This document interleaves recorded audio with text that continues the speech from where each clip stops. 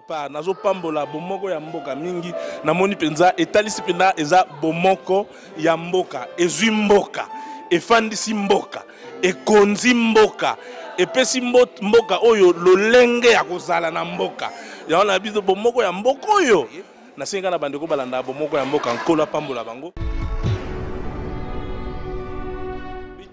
Nous avons communiqué, une feuille de route a été envoyée à l'ONU sur la manière dont nous entendions collaborer avec l'ONU. Depuis plusieurs jours, notre équipe au niveau de l'ambassade ainsi que nos experts qui sont venus de Kinshasa essayent notamment avec l'Union européenne qui va présenter une résolution sur la RDC, résolution qui demande que ce soit une enquête internationale qui exclut les magistrats congolais. Nous sommes en train de discuter à travers, disons, ces experts depuis plusieurs jours. Mais notre feuille de route a été envoyée et l'aménagement du calendrier par rapport à la feuille de route a été fait de commun accord à Kinshasa avec le représentant de l'ONU, M. Aranaz. Je suis donc très surpris d'apprendre que nous répondons en retard. Nous avons répondu dans les délais. Et depuis des jours et des jours, nous sommes en train de discuter à travers nos experts qui nous ont fait rapport, le rapport que nous avons validé, que nous avons amendé, sur la possibilité de présenter une résolution qui soit consensuelle. De notre côté, ce que nous proposions dans cette résolution, c'est pouvoir affirmer que nous aurons la direction de l'enquête, mais que nous acceptons toute l'assistance technique nécessaire et tous les experts internationaux nécessaires pour permettre d'avoir le plus possible d'éclairage. Donc dire que nous avons répondu avec retard, c'est totalement infondé. Nous avons eu à discuter avec le chef du bureau conjoint des Nations Unies pour les droits de l'homme qui est basé à Kinshasa. Et bon, il n'est pas dans cette salle, mais il sera dans la salle demain au moment du dialogue interactif. Et la feuille de route avec la manière dont nous comptions pouvoir travailler avait été préparée et soumise aux Nations Unies. Et nous avions envoyé cette feuille de route depuis le 24 mai de cette année-ci. Et ça, vous pouvez vérifier auprès de M. Aranaz, qui vous dira qu'elle a bel et bien reçu notre document. Notre ambassadeur qui est ici à côté a les preuves, en fait, et disons qu'il avait déposé ça aux Nations Unies. Mais nous sentons très très clairement que nous sommes les premiers. Le gouvernement congolais est le premier à regretter la mort brutale, les images insoutenables sur le massacre des deux experts des Nations Unies. Bon, mais ces images dans cette région du Kasaï, qui est devenue un foyer de troubles, sont devenues malheureusement monnaie courante, monnaie courante. Nous avons des images, le livre blanc que ma collègue chargée des droits humains va certainement vous distribuer après, mais à des images que nous n'avons pas voulu présenter pour le moment parce que elles sont insoutenables, parce que le mode finalement d'exécution là-bas qu'ils ont pris, c'est la décapitation.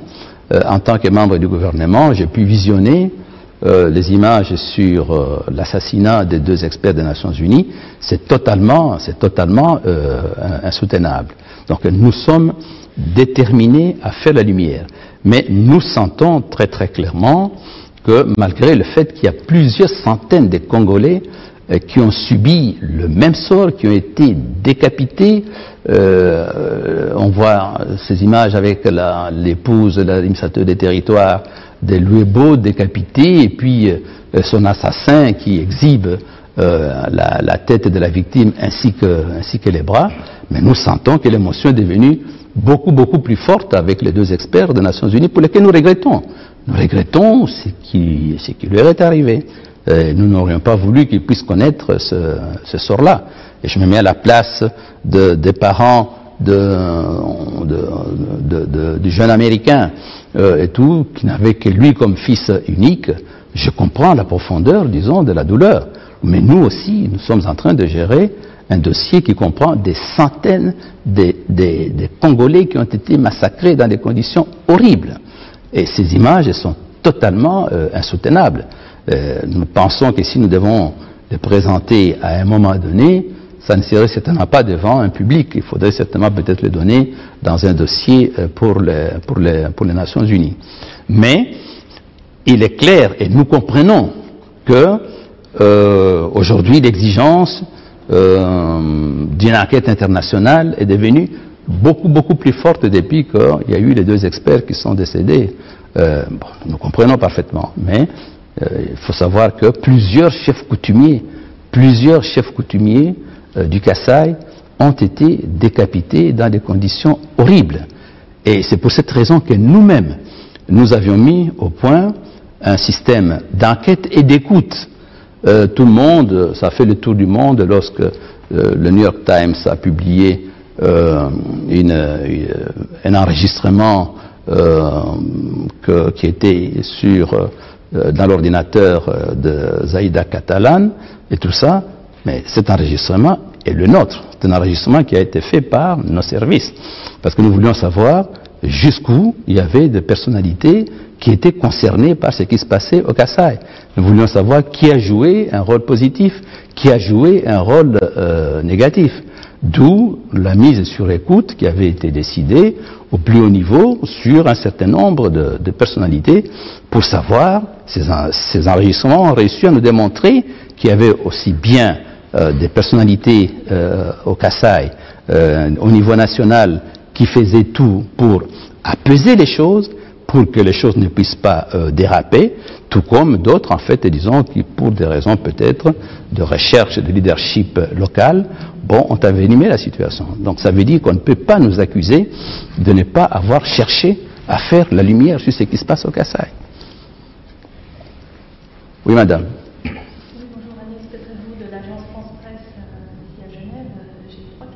Oui. La première question, c'est sur cette mauvaise gestion d'une succession coutumière. Ce serait une mauvaise gestion par qui? Je ne sais pas très bien qu'est-ce que ça veut dire. Et puis, je me permets de juste poser les 3 questions comme ça sont dites. Ensuite, c'était pas directement la situation au Kasaï, mais je voulais savoir si vous pouvez nous dire quel sort la justice congolaise réserve à M. Katumbi, qui a annoncé son retour imminent dans votre pays.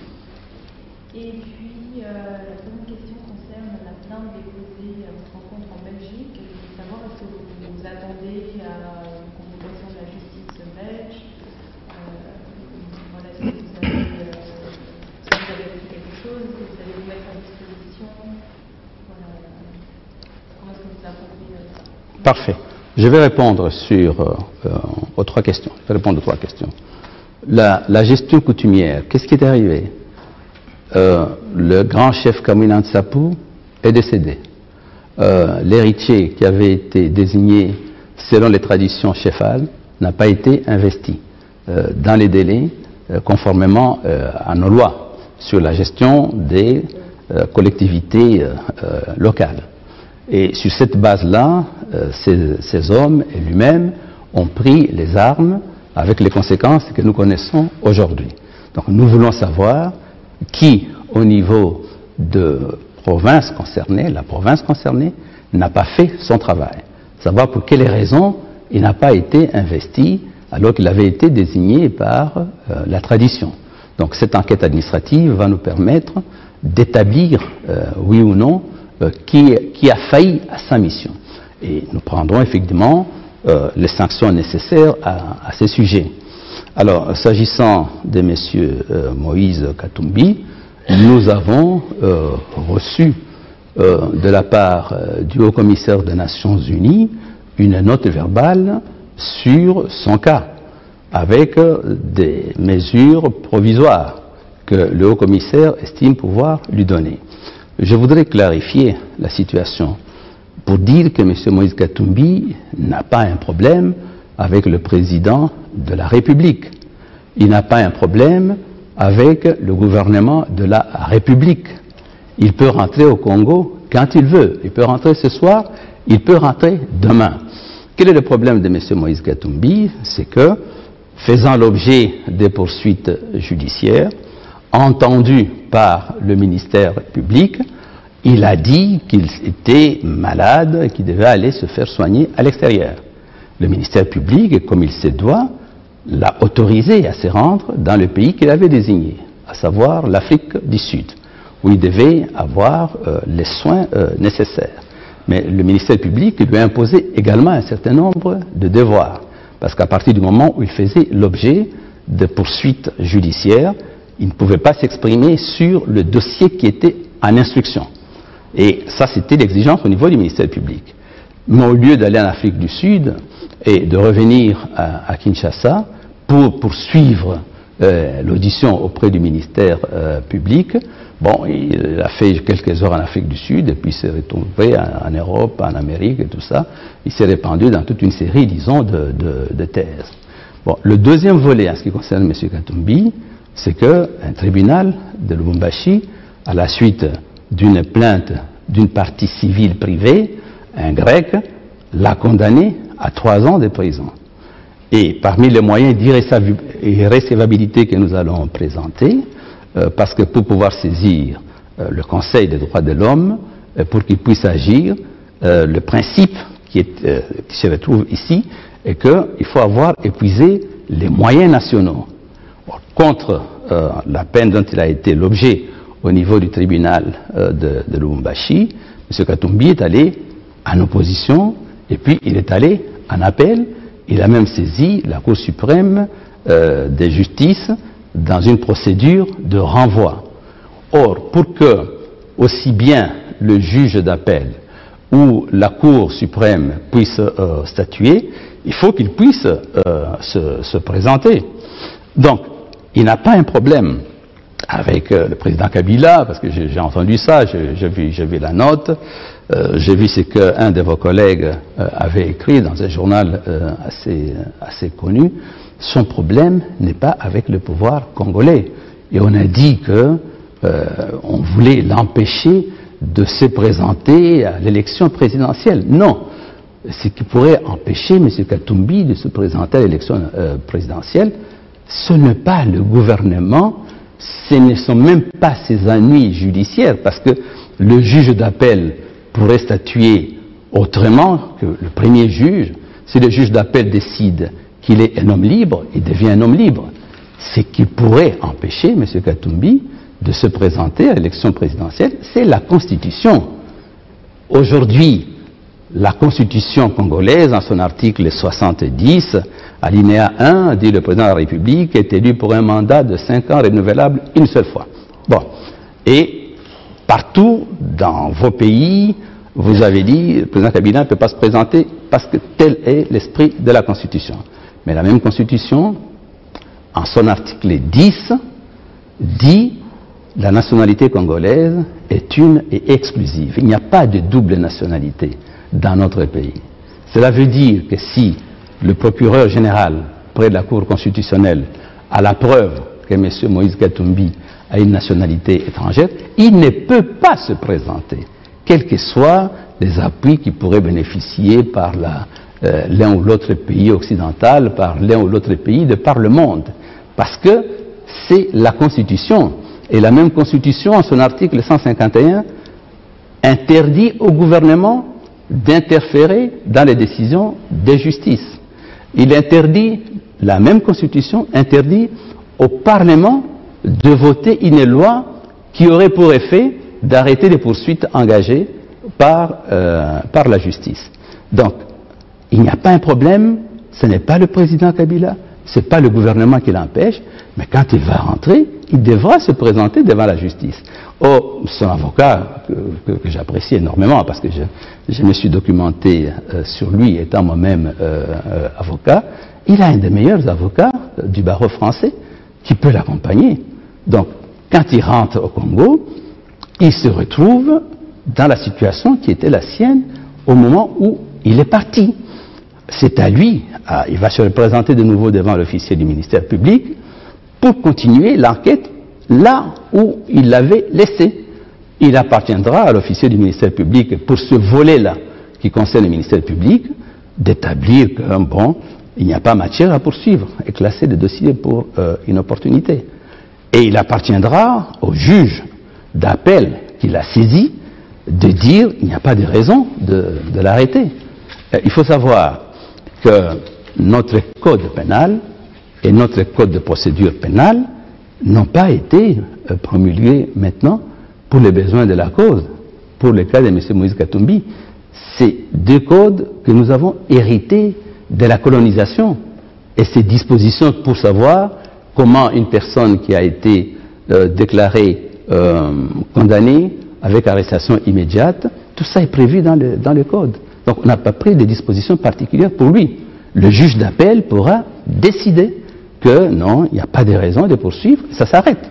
Le juge d'appel pourra décider que M. Moïse Katumbi peut, en toute liberté, en fait, disons, circuler sur le pays. Mais la vérité, c'est que quand il arrive, il se retrouve avec ces dossiers tels qu'ils sont. Aujourd'hui, la démarche qui est de dire il va avoir un sauf-conduit, on ne peut pas le poursuivre. Non. Si vous avez l'ambition d'être un jour le premier magistrat de votre pays, le minimum, c'est que vous puissiez respecter les lois dont vous serez demain le premier magistrat. Donc, sur cette question-là, ce n'est pas le pouvoir politique, ce n'est pas le président de la République. Il y a deux dossiers, un mené par le ministère public. À la limite, celui qui est mené par le ministère public, on peut voir qu'est-ce qu'il faut pouvoir faire. Et puis, il y a des dossiers qui sont menés par des privés. On a dit oui, mais la juge qui avait prononcé après a fait des déclarations. Ces déclarations n'ont aucune valeur. Parce que la décision, quand elle est prise, c'est une décision collégiale. C'est un collège de magistrats. C'est 3 magistrats de siège, un magistrat du parquet et un greffier. Donc, et que maintenant, après avoir rendu la décision, une de ces personnes se désolidarise et fait des déclarations. Bon, on peut se poser des questions, comment est-ce qu'elle a été exfiltrée, comment est-ce qu'elle s'est retrouvée ici pour pouvoir faire ces déclarations, mais ça, c'est pas notre affaire. Donc là, ça sera à lui, et maintenant, bien sûr, il a des très bons avocats au Congo, mais il est allé à un autre niveau, Dupond-Moretti, et tout le monde le connaît. C'est un ténor du barreau français, donc il a un bon avocat, il peut rentrer. Mais il se retrouve dans la situation qui était la sienne au moment où il est parti. Et sur les moyens qui seront présentés par la République, sur l'irrécevabilité de la requête qui avait été introduite, il y aura cela. Donc, quel que soit le courrier qui a été envoyé par le haut-commissaire, ça ne change strictement rien par rapport à sa situation au moment où il rentre et par rapport aux affaires qu'il a en cours. Alors, s'agissant de la plainte en Belgique qui me vise notamment, mon avocat a répondu. Vous avez certainement vu le communiqué qu'il a fait.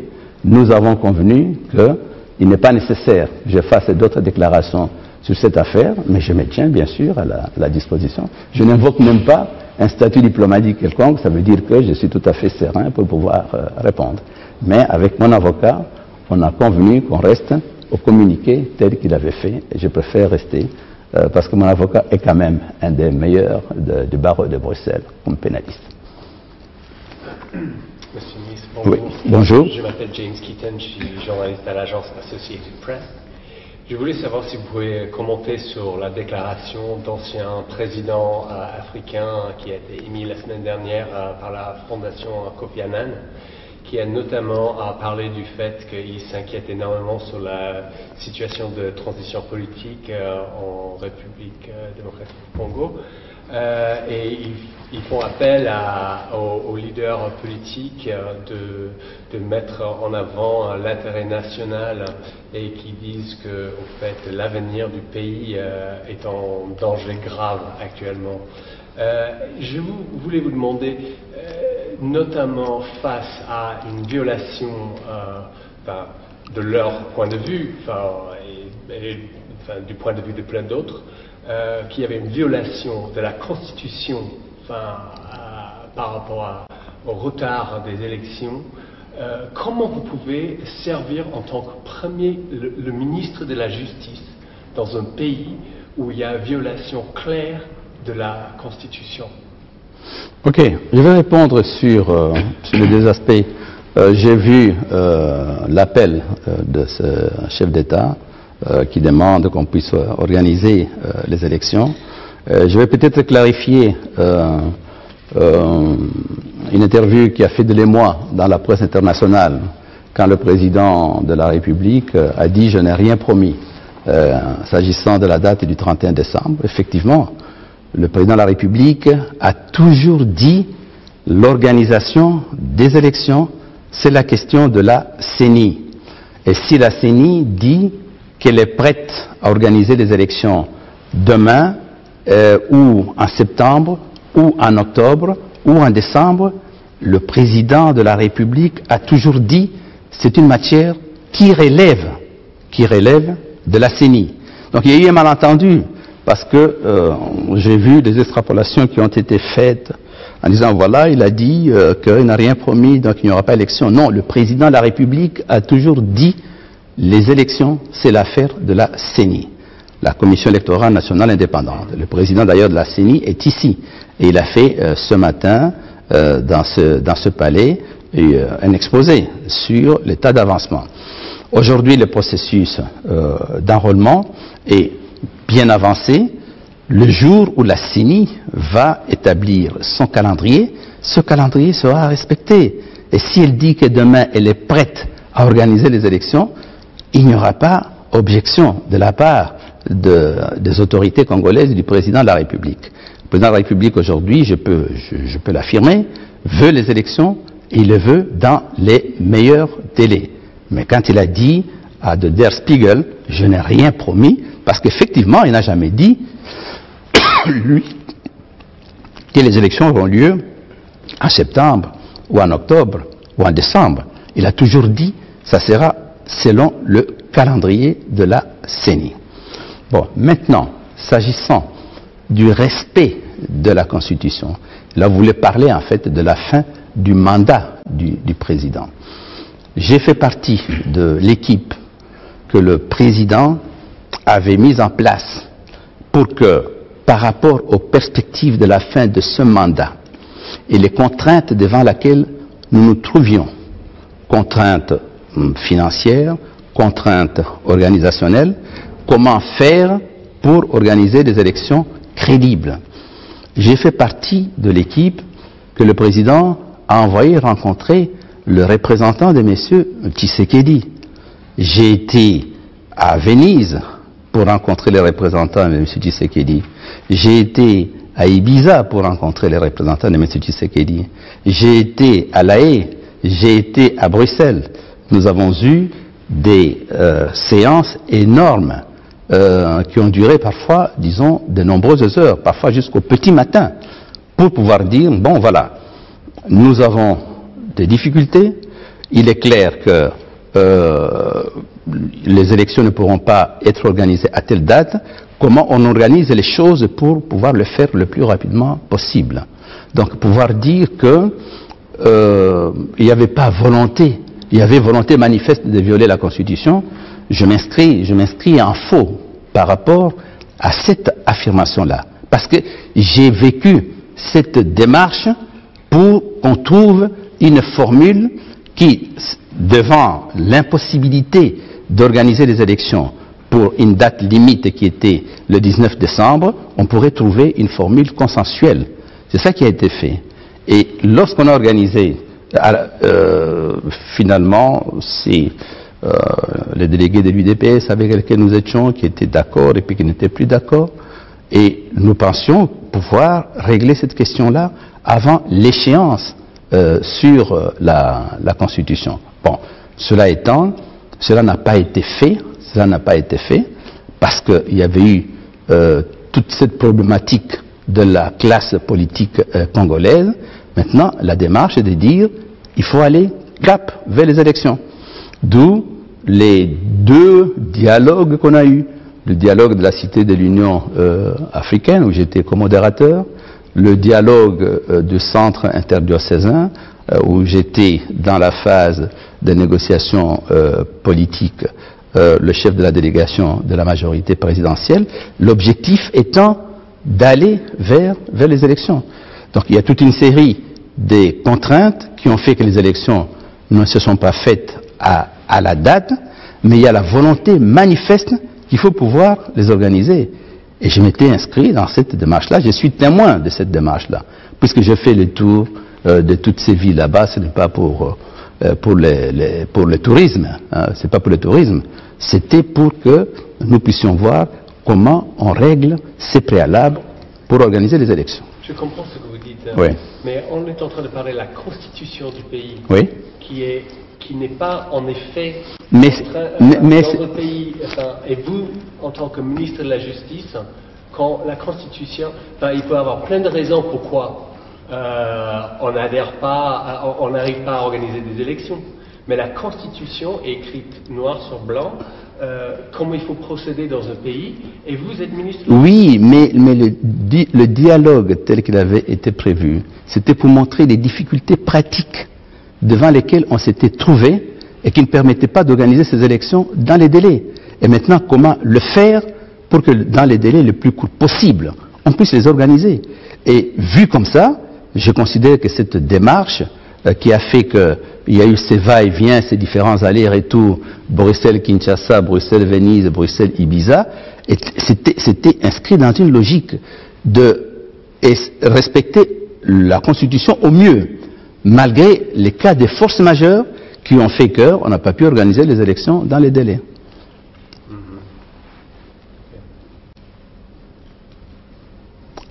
D'autres questions? Oui, madame. Vous avez parlé de l'enquête sur les 2 experts de l'ONU.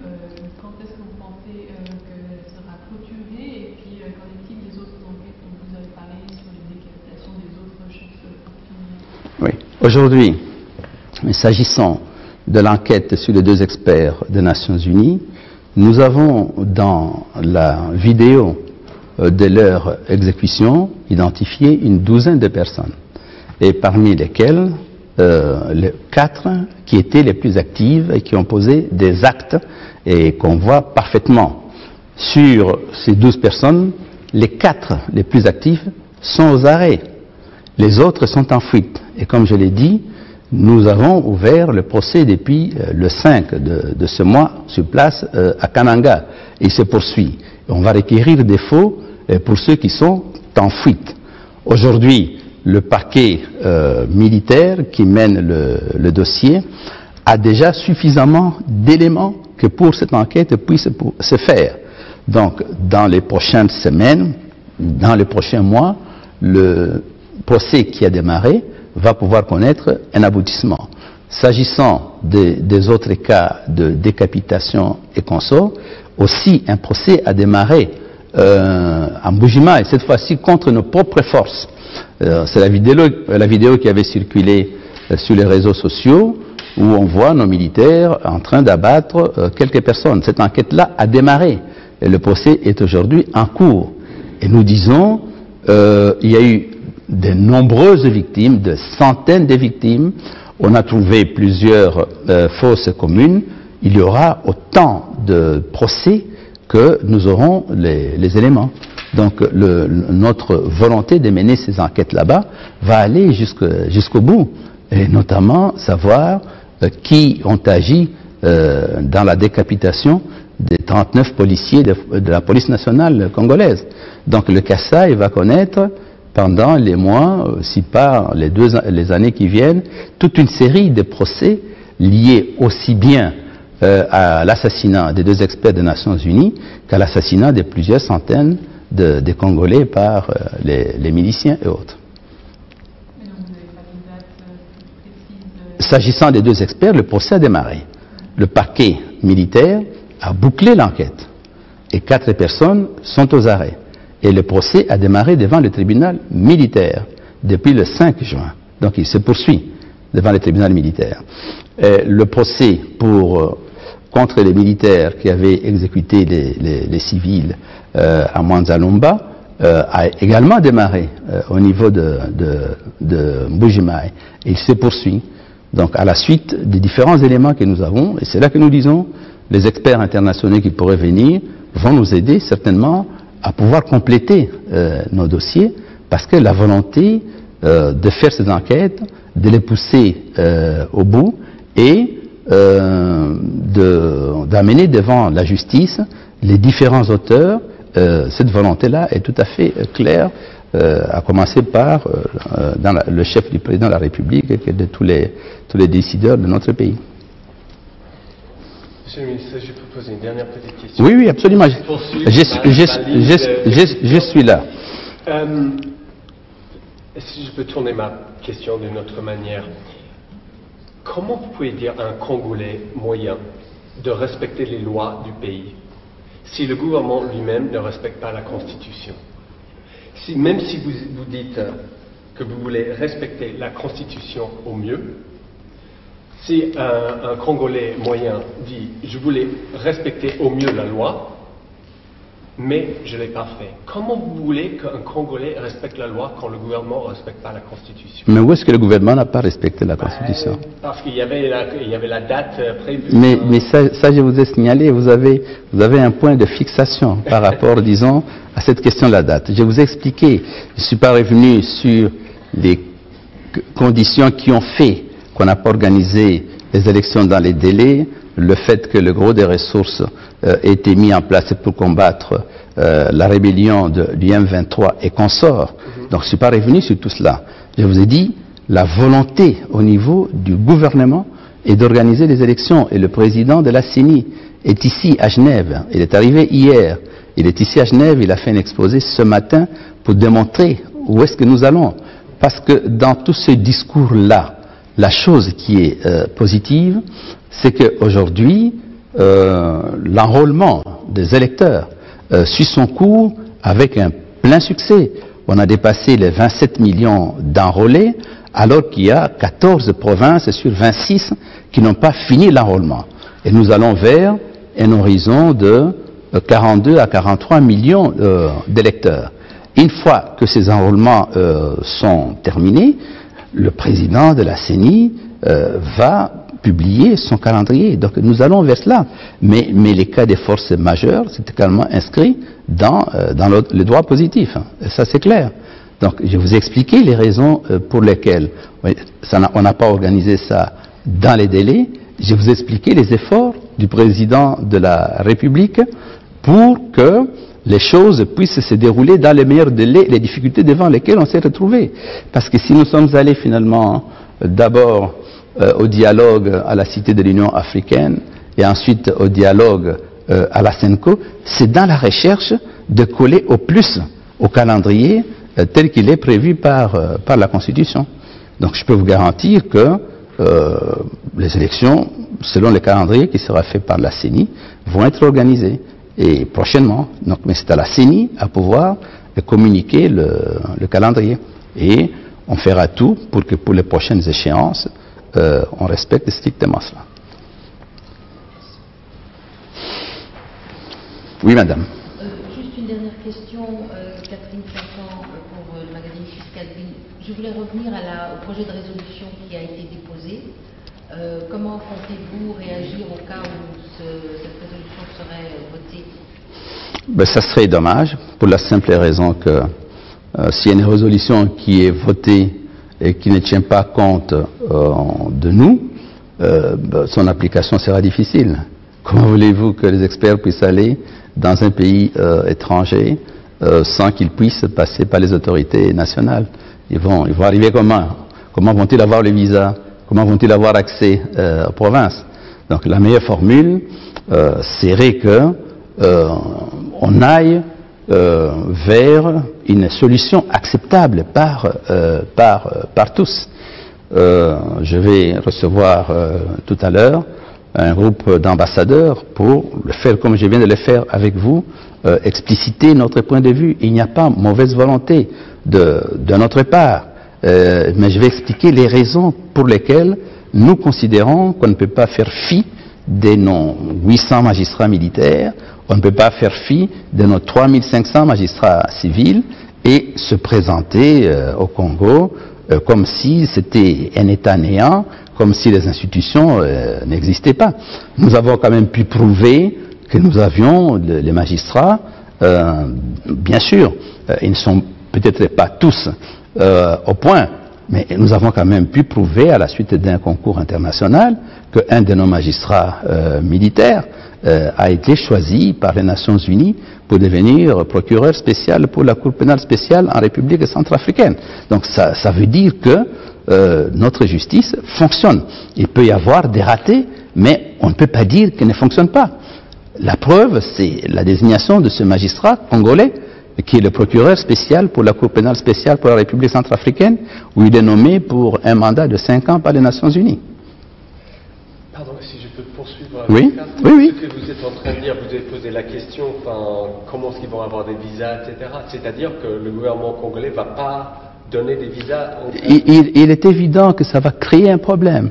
Donc vous avez refusé les demandes de visas. Il est évident qu'il va y avoir un problème, parce que je ne vois pas comment une équipe d'experts internationaux pourra se rendre au Congo, entrer dans le territoire, se promener sur l'ensemble du territoire sans être accompagné des magistrats, des policiers congolais. Comment ils vont faire?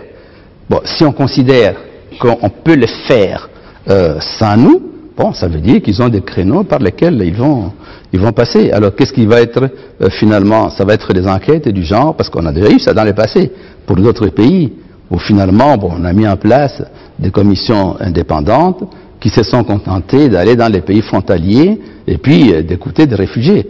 Or nous les invitons ici à pénétrer notre territoire, à travailler avec nous, pour que nous puissions, comme je l'ai dit, nous sommes un pays africain qui a le plus collaboré avec la justice internationale. D'autres pays africains nous ont demandé de faire bloc autour d'eux pour quitter la Cour pénale internationale. Nous avons refusé. Nous avons refusé. Or, si nous avions dit, avec nos 80 millions de population, si nous avions dit, nous quittons la Cour pénale internationale, comme on nous le demandait, ça aurait été l'hémorragie. Et je vous ai montré les exemples. C'est notre ratification qui a permis à la Cour pénale internationale de pouvoir commencer à fonctionner. Donc nous sommes ouverts, mais je ne vois pas comment, ce n'est pas un pays sous tutelle des Nations Unies, sous administration des Nations Unies.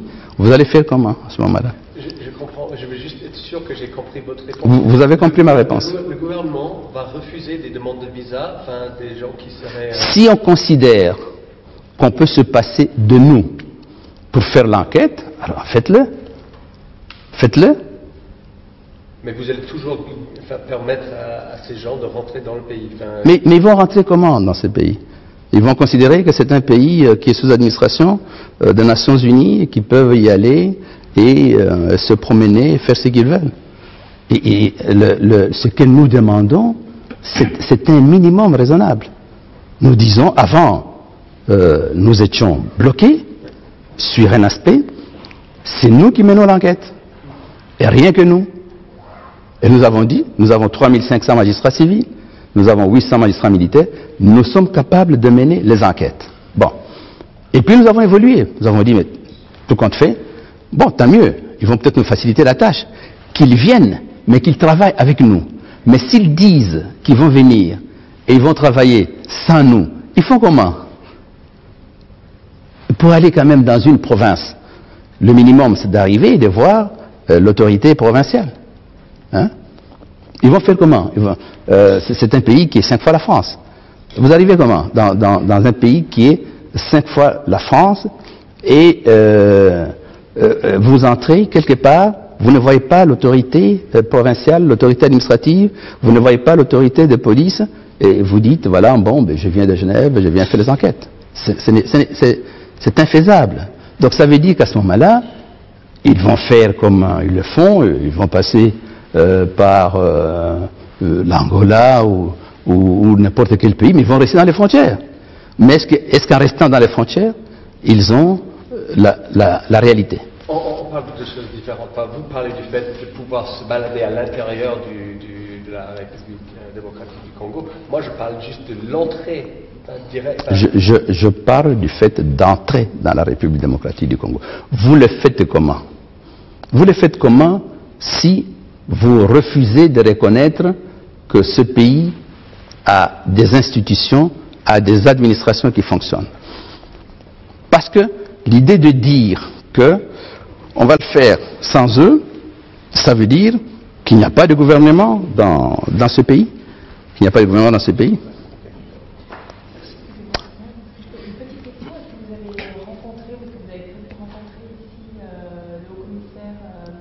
Ma collègue chargée des droits humains, elle est peut-être beaucoup plus souple, plus gentille. Elle va pouvoir les convaincre plus facilement. Je lui laisse cette mission-là. D'accord, donc ça n'a pas été fait encore. Non. Moi, je suis venu pour sensibiliser. Je vous ai vu, je verrai le corps diplomatique tout à l'heure et tout. Bon, le reste, ma collègue va prendre les contacts. Mais c'est ça la réalité. Nous sommes donc de très bonne foi, mais il est impossible de faire les choses sans nous. Et nous n'allons pas dire à ces gens, non, voilà, suivez-nous. Non, nous voulons qu'ils viennent, qu'ils complètent les informations, qu'ils nous les amènent, que nous puissions les travailler ensemble. Voilà la situation. Voilà, oui. Pardon, juste encore une petite question. Pourquoi la presse belge vous appelle le roi du cobalt? Le roi? Le roi du cobalt. Oui, bon, ça c'est... Vous savez, la presse, elle écrit ce qu'elle veut. Moi, je ne suis pas dans le cobalt. Mais comment je pourrais me renseigner sur votre histoire dans le business dont vous, je ne sais pas... Si vous... Écoutez, avant de faire la politique, j'ai évolué dans le privé. J'ai été patron d'une société minière pendant une vingtaine d'années. Une société minière d'ailleurs de droit belge. Mais de là à dire... Mais effectivement, cette société, là-bas, il n'y a pas de cobalt. C'est d'autres minerais. Et maintenant, vous avez toujours des intérêts dans Je n'ai aucun intérêt nulle part. Et vous avez la possibilité aujourd'hui de vous renseigner. Il y a toute une série de mécanismes qui vous permettent de vérifier, en fait, et disons, qui a quoi, dans quoi. Aujourd'hui, si je dois faire une enquête sur quelqu'un, je peux aller dans les réseaux spécialisés et je vois exactement, en fait, disons, dans quoi il est. Mais j'ai été patron d'une société minière pendant une vingtaine d'années. Mais qui ne faisait pas le cobalt. Le cobalt, c'est au Katanga, qui faisait autre chose à l'est du Congo. Et une société de droit belge, et aux capitaux belges et français. C'était quoi les ressources alors si c'était pas le cobalt? L'étain, le coltan, la manganèse, le columbo-tantalite, notamment.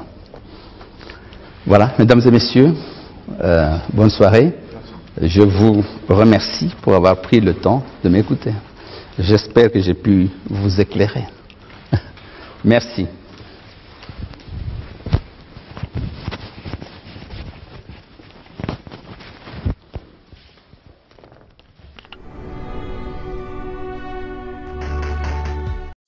nazo pambola bomoko ya mboka mingi namoni penza etalisi pena eza bomoko ya mboka ezwi mboka efandisi mboka ekonzi mboka epesi mboka oyo lolenge ya kozala na mboka yaona biso bomoko ya mboka oyo nasenga na bandeko balanda bomoko ya mboka nkolo pambola bango.